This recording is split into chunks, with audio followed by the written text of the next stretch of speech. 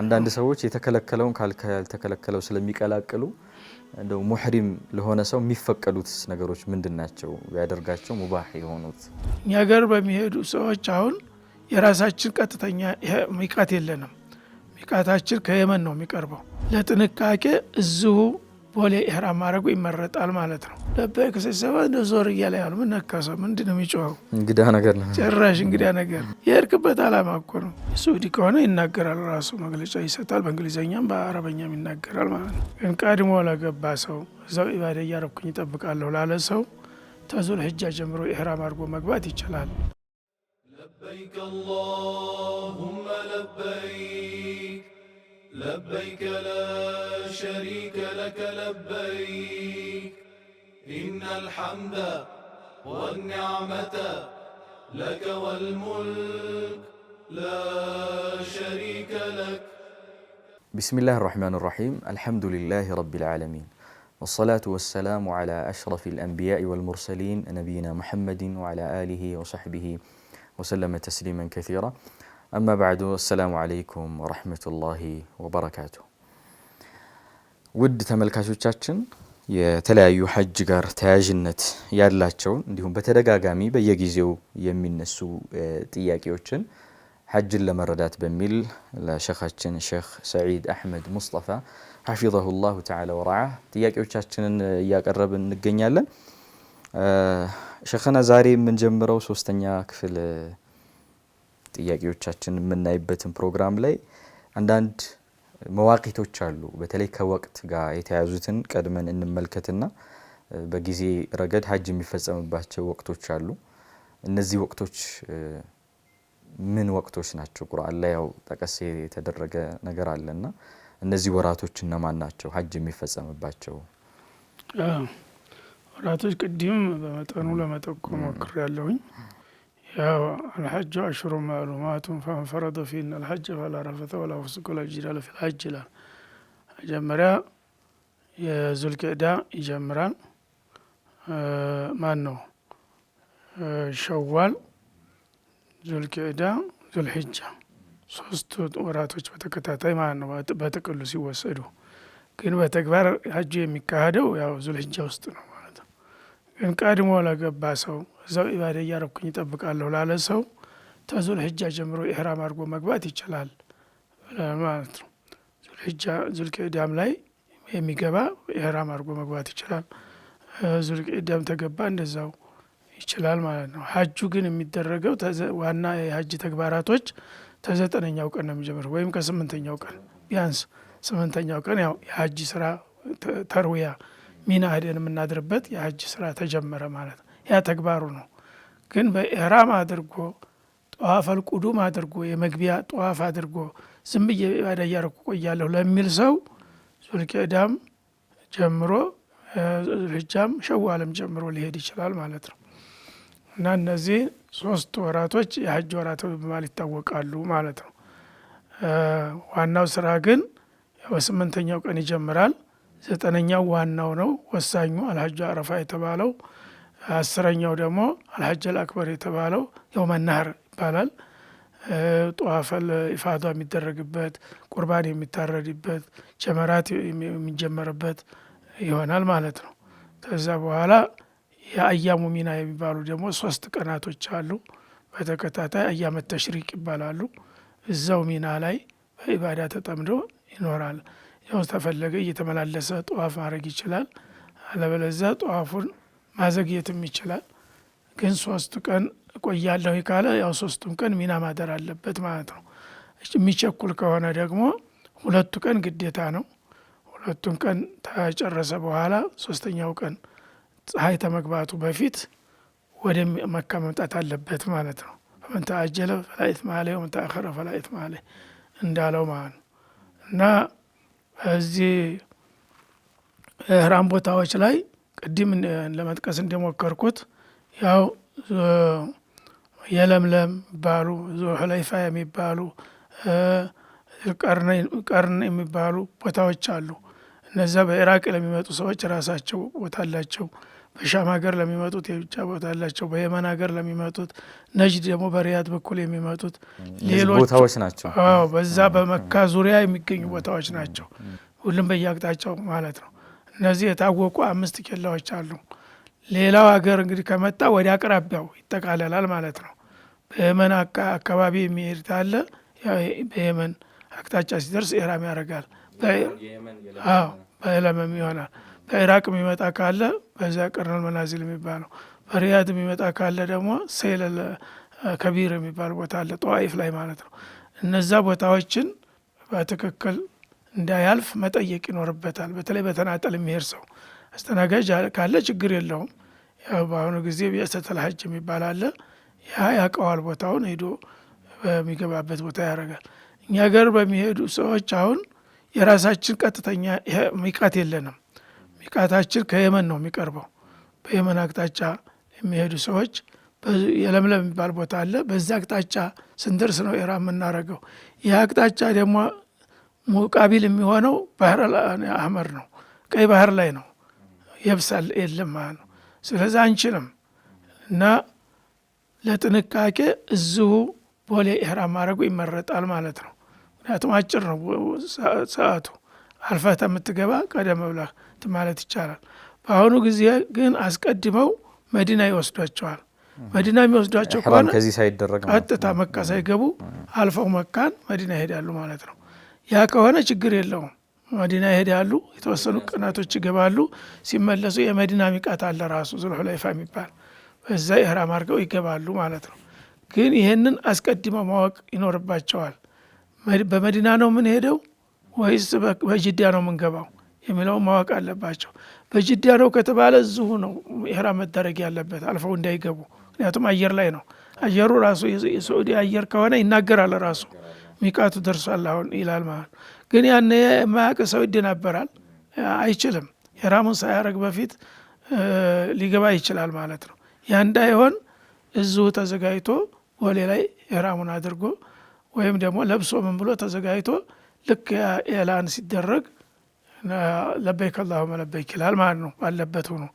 ይሄንን መጠንቀቅ አለባቸው። ብዙዎቹ ዝም ብለው ይሄዱና ኢህራም ሳያደርጉ ጅዳ ይወርዳሉ። ጅዳ ከወረዱ ጅዳ ለጅዳ ሰው እንጂ ተውጭ ለመጣ ሰው ሚቃት አይደለም፣ ለውጭ ሰው ሚቃት አይደለም ማለት ነው። አልፈ እንደገባ ይቆጠራል። አልፈ ከገባ ደግሞ እዛው ኢህራም ታደርጋለህ፣ ግን መቀጫ አለብህ፣ አንድ በግ ማረድ ያለብህ ማለት ነው አልፈ በመግባት። ጀዛኩሙላሁ ኸይረን። እንደው ከዚሁ ጋር ተያይዞ ማዕነል ኢሕራምን ያው የቦታዎችን ኦልሬዲ ጠቅሳችሁታል። የሀጅ መፈጸሚያ መዋቂቶችን አለማወቅ የቦታዎቹ ተጠቅሰዋል። በተለይ እኛ የሚያሳስበን ያው የለምለም የሚለው ነው። በአይሮፕላንም ላይ ይገልጻሉ እዛ ደርሰናል ኢሕራም ለማድረግ። አይሮፕላኑ ሌላ አጅነቢ ሊሆን ይችላል። የሳዑዲ ሲሆን ነው የሚገልጠው። የሳዑዲ ከሆነ ይናገራል፣ ራሱ መግለጫ ይሰጣል። በእንግሊዝኛም በአረበኛም ይናገራል ማለት ነው። የሌሎቹ ከሆኑ ተቀጥረው ዝም ብለው የተለያዩ ሀገሮች ይመጣሉ። እነሱ ማጓጓዝ ነው ስራቸው፣ ዝም ብለው ማጓጓዝ እንጂ ችግራቸው። አንተ ጥንቃቄ መተኛትም ሊኖር ይችላል። አንዳንዴ ዑምራም ላይ ሰዎች ሊያልፋቸው ይችላል መዘናጋት። ስለዚህ ለጥንቃቄ መጀመሪያ ይጠይቁ። እዚሁ በየት በኩል ነው የምንገባው የሚለውን ታወቁ በኋላ በጅዳ ነው ካሉ እዚሁ ኢሕራም ማድረግ አለባቸው ቦሌ ላይ ማለት ነው። ጠይብ ከዚሁ ጋር ያው ከኢሕራም ጋር ምናልባት የኢሕራም ትርጉም ጋር በተያያዘ ኢሕራም ትርጉም ኢሕራም ለበይክ አላሁመ ለበይክ ነው የሚለው። ቅድም እንደጠቀስኩት የኢሕራም አይነቶች 3 ናቸው። ያን ያሰበውን ነገር ይገልጣል ማለት ነው። ለበይክ አላሁመ ሐጀተን ይላል። ለምሳሌ ኢፍራድ ከሆነ ሐጅ ብቻ ከሆነ አሁን በዚህ ጉዞ የሚያደርገው ለበይክ አላሁመ ሐጀተን ይሎ ይገባል። ሁለተኛ ጣምራ ከሆነ ለበይከ ሐጀተ ወዑምራ ይላል ማለት ነው። ሁለተኛ በመደዳ ቅደም ተከተል ከሆነ አላሁመ ለበይከ ዑምረተን ሱመ ኡትቢዑሃ ቢልሐጅ ይላል ማለት ነው። እና ለበይክ ማለት ያው ጌታዬ ጥሪህን ተቀብሌ መጥቻለሁኝ እና አላህ ሱብሓነሁ ወተዓላ ወሊላሂ ዐለ ናሲ ሐጁል በይት መን ኢስተጧዐ ብሎ ጥሪ ያደርጓል። እና ያን ጥሪህን ተቀብዬ ትእዛዝህን ለመፈጸም መጥቻለሁ ጌታ ሆይ እና ሐጅ ነው መፈልገው ይላል ማለት ነው። ወይ ዑምራና ሐጅ ነው በጣምራ መፈልገው፣ ወይ ዑምራን አስቀድሜ ሰርጄ ሐጅን አስከትለበታለሁ የሚለውን ለበይክ የሚለው ቃል ጋር አያይዞ ይናገራል ማለት ነው። ከዛ በኋላ ለበይክ የሚለው ዚክር ይቀጥላል ማለት ነው። አዎ ተልቢያ ይባላል። ለበይክ በወንዶች ድምጻቸውን ከፍ አድርገው ሴቶች በምስጥር ለበይክ አላሁመ ለበይክ ለበይክ ላ ሸሪከ ለከ ለበይክ ኢነል ሐምደ ወኒዕመተ ለከ ወልሙልክ ላ ሸሪከ ለክ የሚለው ዚክር መደጋገም አለባቸው ማለት ነው። ልክ እዛ ሄጀው እንትን ጧፍ እስተሚጀምሩ ድረስ በማንኛውም ሰዓት በአሁኑ ጊዜ የሞተ የተረሳ ሱና ማለት ይሄ ነው። ናበዛ ቀውጢ ነበረ በነብዩ ጊዜ በቃ ሱሐባው ሁሉም እያስተጋባ ነው የሚሄደው፣ ፋታ የለም። ሁሉም ለድምጽ እስተሚሰልይ ድረስ ማለት ነው። አሁን ግን አንዳንድ ሰው ለበይክ ሲሰማ ዞር እያለ ያሉ ምን ነካሰው ምንድን ነው የሚጮኸው? እንግዳ ነገር ነው ጭራሽ እንግዳ ነገር። የሄድክበት አላማ እኮ ነው። እና ሰዎች የሚያውቁ ሰዎች አፍራሉ ብቻቸውን ሲቀሩ። ለበይክ ይላል ምንም ታዛቢ ነው በሙሉ። ይሄ ነው እንግዲህ ሀጀኛው ምን አሳነሰው አትልም እያሉት ማለት ነው። ለሀጅ ሂዳል ለበይክ ማለት አለብህ። ተልቢያም ማስተጋባት አለብህ። ስትሄድም ስትቆምም ስትቀመጥም እንቅልፍ እስከሚይዝ ድረስ ማቋረጥ የለብህም ዚክሩን ማለት። ሌላ ዚክሮችንም መቀላቀል ትችላለህ። ሱብሃነላህ ወልሐምዱሊላህ ወላኢላሃ ኢለላሁ ወላሁ አክበር ላኢላሃ ኢለላሁ ወህደሁ ላ ሸሪከ ለሁ የመላውን። ስለዚህ የፈለገ ለበይክ ይላል፣ የፈለገ ላኢላሃ ኢለላህ ይላል፣ የፈለገ አስተግፊሩላህ ይላል። ላ ዩንኪሩ አሐዱን አሐድ ይላሉ ሰሃቦች። ሁላችንም ጌታ እናወድሳለን በምንፈልገው ቃል። አንዱ ይሄን ታላልክ ተብሎ አንዱ ሌላውን አይወቅሰውም ይላል። ዋናው ግን ተልቢያ ነው። ተልቢያ ማለት አጀብቱ ዳዕወተከ ወአቁሙ ቢጧአቲከ፣ ጥሪህን ተቀብዬ መጥቻለሁኝ፣ ትእዛዝህን ለመፈጸም ተዘጋጅቻለሁኝ፣ ጌታ ሆይ ተቀበለኝ ነው ዋና። ይሄን ነገር መደጋገም አለብን ማለት ነው። ጠይብ ምናልባት ከዚህ ከኢሕራም ጋር በተያያዘ አንዳንድ ሰዎች ሁለት ነገር የመቀላቀል ነገር አላቸው፣ ልብሱንና ንያውና ተልቢያው። አንዳንዴ አሁን የሚያጋጥመኝ ነገር አለ ኤርፖርት ላይ ሰዎች በእጃቸው የሚይዙት ነገር ሊኖር ይችላል የተወሰነ ሻንጣምና የሚላክ ደግሞ አለ። የኢሕራሙን ልብስ አንዳንዴ ከሚላከው ሻንጣ ጋራ የሚልኩት ሰዎች አሉና እንደ ተለመደው ልብስ ለብሰው ኢሕራሙን ግን ያው ተልቢያውና ንያውን አድርገው የሚሄዱ ሰዎች አሉና ሁለቱን እንዴት ነው የምናየው? ኢሕራሙ ኬላ ላይ ነው መለበስ ያለበት። ተገባ በኋላ ቅድም እንዲያልኩት ስርዓቱን ጊዜውን ካሳለፍ ኢሕራሙንም ባለመልበስህ ዩኒፎርሙን ባለመልበስም ትቀጣለህ፣ ተልቢያውንም በመተውህ ትቀጣለህ። ንያውን እያንዳንዱ የራሱ ዋጅብ ነው ማለት ነው። ስለዚህ ኢሕራም የሚሉት አንዳንዶቹ ፎጣውን ነው ራሱ ፎጣው ዩኒፎርም ነው፣ የደንብ ልብስ ነው። ኢሕራም የሚያደርግ ሰው ኢሕራም ለማድረጉ የሚለይበት እንጂ ጨርቁ አይደለም ኢሕራም የሚባለው። ኢሕራም ማለት ልክ ሶላት ስንገባ አላሁ አክበር እንላለን አይደለም? የሶላት መግቢያ የመጀመሪያው ተክቢረተል ኢሕራም ይባላል። የሀጅ ደግሞ ተልቢየተል ሀጅ ተልቢየተል ዑምራ ይባላል። ያ ንያ ነው ማለት በልብህ አሁን የምታደርገውን ነገር አስበህ፣ ሀጅም ከሆነ ለበይከ ሀጀተን፣ ዑምራም ከሆነ ለበይከ ዑምረተን፣ ሁለቱንም ከሆነ ለበይከ ሀጀተን ወዑምራ የሚለውን ነገር በልብህ ማሰብና በቃልህ መናገር፣ ይሄ ነው ዋናው ኢሕራም። ቦታው ደግሞ ያው የተመደበው ቦታ ሳታልፍ በፊት መሆን አለበት ማለት ነው። ልብሱ ራሱን የቻለ ነው። አሁን የሀጅ ስራ ወይም የዑምራ ስራ መጀመርህን የምትገልጽበት ዩኒፎርም ነው እንጂ ኢሕራም የሚባለው ፎጣው አይደለም ማለት ነው። ስለዚህ ፎጣውም ያለ ቦታው ከለበስክ ራሱ መደበኛ ልብስህን ለብሰህ በመግባትህ ትቀጣለህ፣ አጓድልሃል ስርዓቱን ማለት ነው። ጀዛኩሙላሁ ኸይረን። ሌላው ከኢሕራም ጋር የሚነሳው አራተኛ ጥያቄ አለ። ሙኽሪጃችን አራተኛውን ጥያቄ ያወጣልናል። የኢሕራም ሱናዎች ይኖራሉ ከሀጅ ያው ኢሕራሙ ሲደረግ አሁን ከልብሱ ጋር በተያያዘ የምናነሳቸው መታጠቡ የመሳሰለውና ይሄን ምን ምን አሉ ከሱናው ጋር የሚሄዱ ኢሕራም ሱናዎች? እንግዲህ እንዳልከው እዛ ቦታው ላይ በምንደርስበት ጊዜ ታቻለ መጣጠብ ተወዳጅ ነው፣ ሙሉ ሰውነትህን ማለት ነው። ካልቻልክ ግዴታ አይደለም፣ ውዶም አድርገህ ኢሕራም ማድረግ ይቻላል ማለት ነው። እንደገና ሽቶ ነገር ከያዝክም ተተጥበት በኋላ መቀባት ይወደዳል ማለት ነው። ሱና ነው። ሰውነቱን ልብሱን ምንም ችግር የለውም። ኢሕራም በኋላ ነው ማድረግ የማይችለው እንጂ አስቀድመህ ያደረግከው ልብስ ብላ የሆነ ሰውነት ምንም ችግር የለውም ማለት ነው።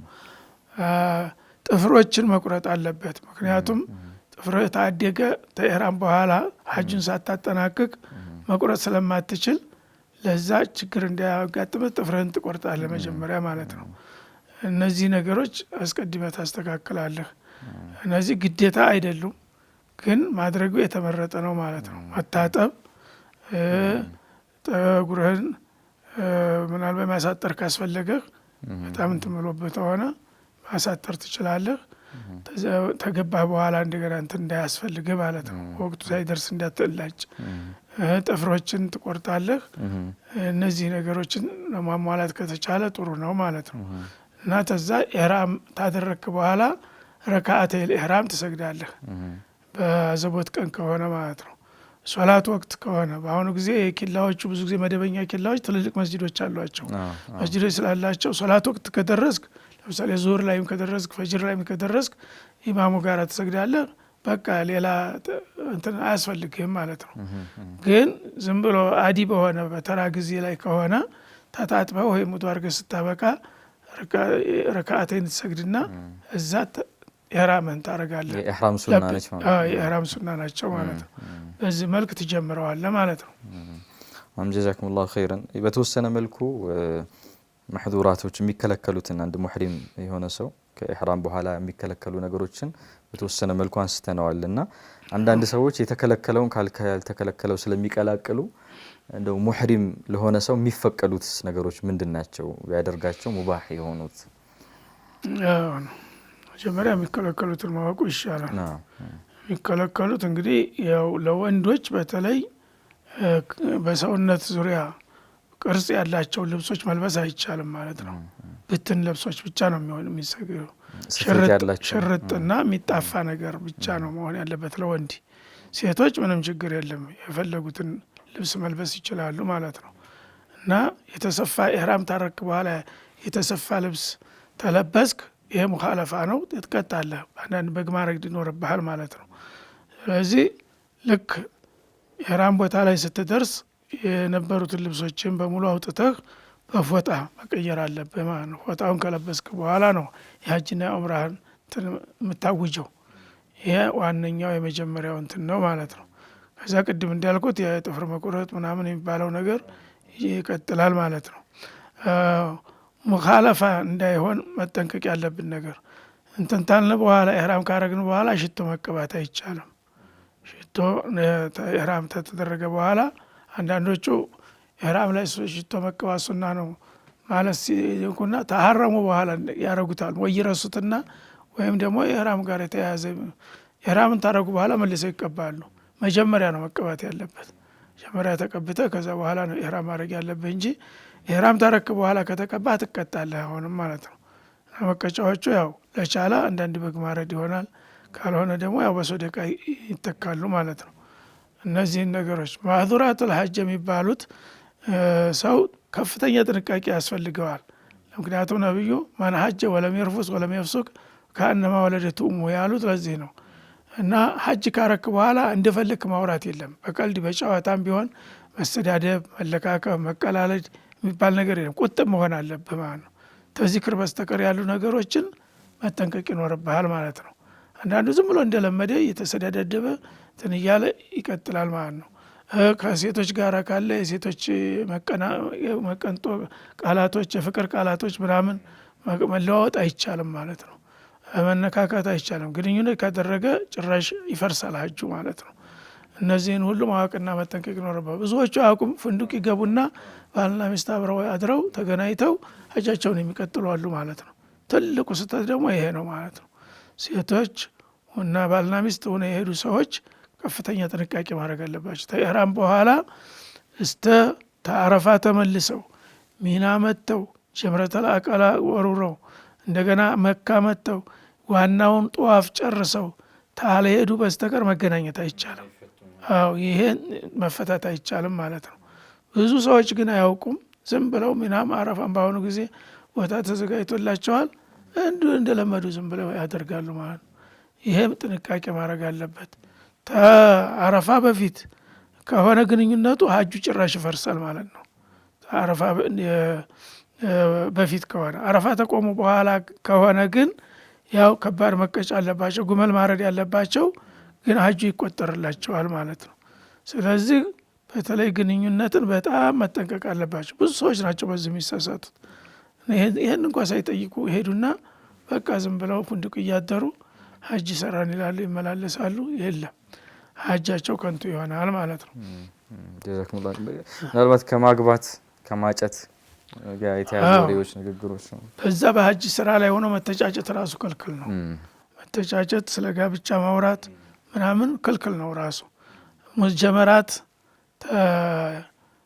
ታገባደዱ በኋላ ነው የሚቻለው። ሁለተኛው ቀን በኋላ ዘጀመራት የመጀመሪያው ቀን ያው የመናህር ነው። 11ኛው ቀን 12ኛ ቀን በኋላ ይቻላል በጠያየቅ ማለት ነው። እዛ ለጥንቃቄ ግን 13ኛውም እዛ የሚቆዩ ከሆነ 13ኛውም ቀን ላይ ስለ ጋብቻ ማውራት የለባቸውም እና እዛ ላይ ታወራ ኒካህም ቢታሰር ባጢል ነው የሚለው ማለት ነው በዛ ሰዓት። ምክንያቱም አንተ መንፈስህን ልታድስ ነው ሄድከው እንጂ የፍላጎትህን ልታስተናግድ አይደለም እዛ ቦታ የምትሄደው። ይሄ የቅንጦ ነገር በሌላ ጊዜ ነው። እዛ ሀጅ ላይ ሁል ጊዜ የሀጅ ስራ ልክ ሞትን የሚያስታውስ ነው የሚሆነው። አንድ ሰው በሚሞት ጊዜ ልብሶ አንድ ወጥ ነው የሚሆነው። ያው ብትን ጨርቅ ነው የሚሰጠው። ከዛ እንደፈለገ የፈለገውን ነገር ማድረግ አይችልም። ሙቀየር ነው የሚሆነው ማለት ነው። እና ሁሉም ሰው እኩል ነው የሚሆነው። ደግሞ ይሄ ሀብታም ነው ዲሃ ነው ባለስልጣን ነው ምናምን የሚባል ነገር የለም። እንደዛ አቅሙን ማወቅ አለበት ሁሉም ሰው ማለት ነው። ትልቅ እኔ እበልጣለሁ የሚባል ስሜት እንዲጠፋ ነው የሚፈለገው።